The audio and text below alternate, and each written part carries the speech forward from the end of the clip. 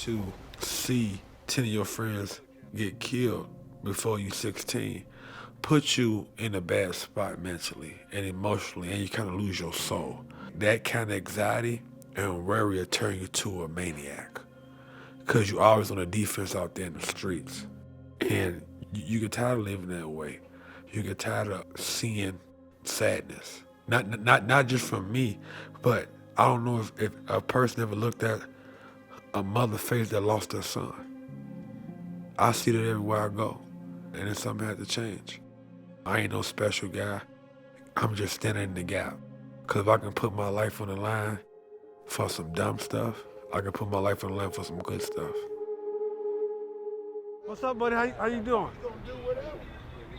What up, Silly? What's You up? good? Yeah, I love you, boy. I love you. What you been doing? I've been seeing you warming niggas' ass up. Yeah, I'm trying to do a fight on a tour. Oh, hold on, watch out.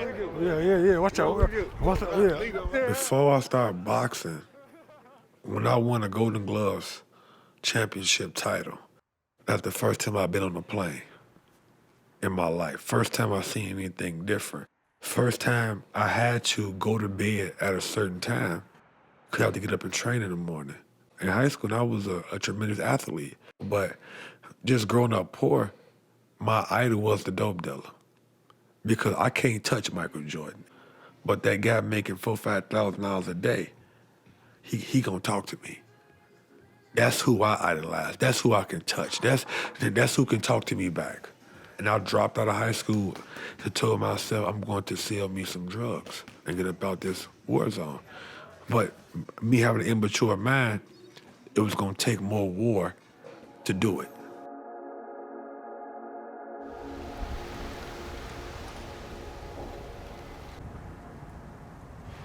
Man, I remember just playing all night. Some nights we gotta just go in the house because, it'd be like a little shooting and stuff like that. I've seen a lot of people get shot on this block, a lot of family fights. But it's good memories, bad memories, but I love it, and now I'm here to put back and help these kids, show them something different, Damn, he been there 3 weeks. They said this Friday, if I'm not mistaken. I'm gonna ask Pumpkin on one of them. It was a car park right here. We was chilling on the car, then a car pull up and ask us about some other stuff, some stuff we don't know nothing about. So dude opened fire. So when dude opened fire, he knocked the hat off my head, and I fell right in this spot right here. I fell in this spot. Then my brother and my other friends and stuff, they started getting shot up. So as I was on the ground, Kevin, he got hit in the back. So he fell right here. And I was right here, next to him. So when I got up and I was trying to flee, if you look, I don't know if you can see it, all the bullets started hitting the houses when they was trying to kill me. Yeah. So it's some some bullet holes right there. Like 4 or 5 on. They ain't changed nothing, did they? About 10 years? Yeah. I ran past your crib and had to pull Calvin and Chris on crack porch. You know what I'm saying? They was all shot up down the street, laid out. So my brother and a couple of my other friends, they were shot up because they got shot up and they ran down the street. And they fell out down the street, so I had to pull them up on the porches. When they were shot up, they had to come back down here, try to pull Kevin. But Kevin was already, he was already dead. So, and after that night there, I walked home,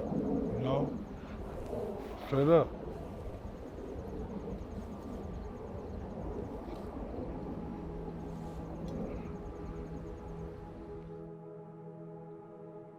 Shortly after,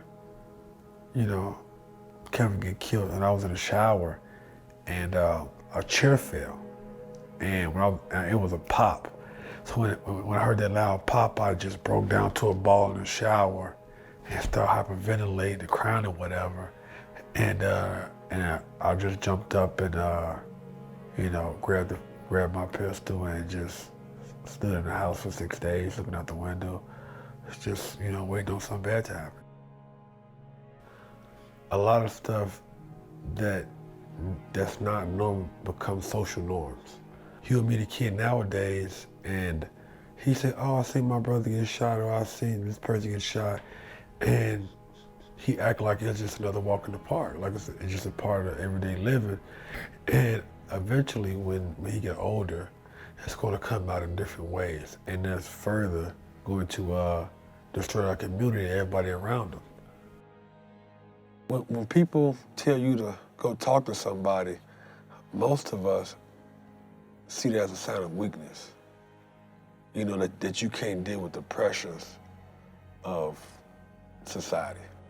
So if you can't deal with the pressure, we got this stigma like, oh, you weak, or you a man and you feeling this kind of way, you feeling that kind of way. And that's a big stigma in our community, that we don't address mental health issues.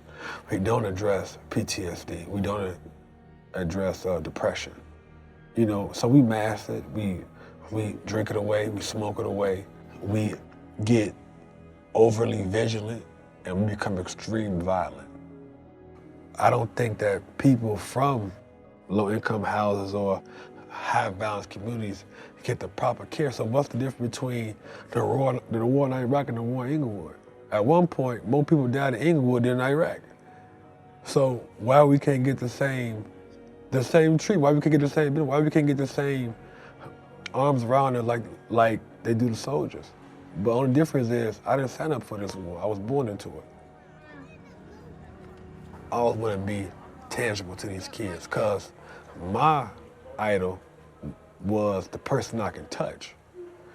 And the people I could touch was murderers and dope dealers. I can talk to you. You know what I mean? I can get advice from you.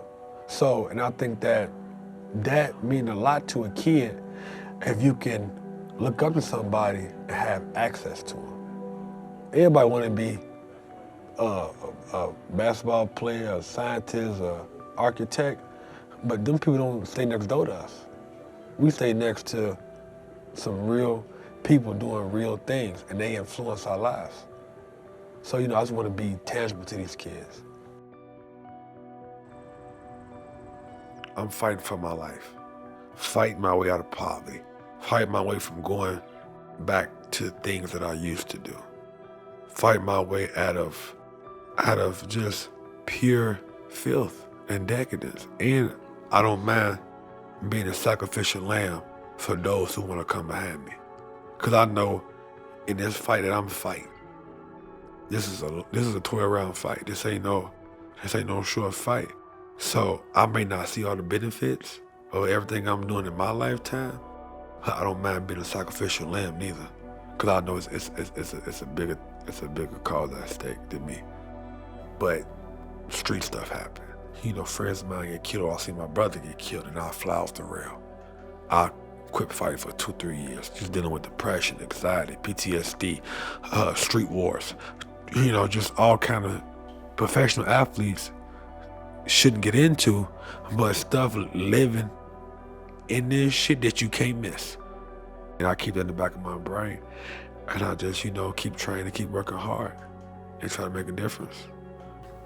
I'm just trying to do my part. And I think that more awareness for PTSD is real.